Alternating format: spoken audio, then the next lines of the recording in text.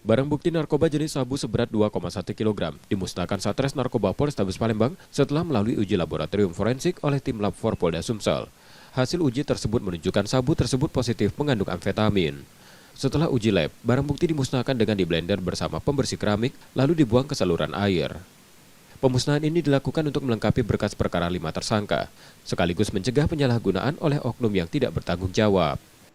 Bank utama adalah polda-polda perbatasan Aceh, Riau, Sumut, Kepri, Bangka Belitung adalah polda-polda perbatasan yang terjangkau oleh sarana transportasi dari luar dengan mudah.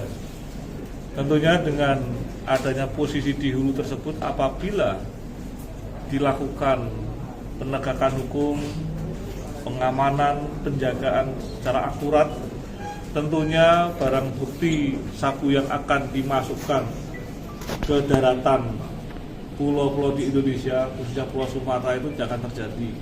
Kelima tersangka diketahui merupakan pengedar narkoba jaringan lintas provinsi. Yudi Kiswanto, Kompas TV, Palembang, Sumatera Selatan.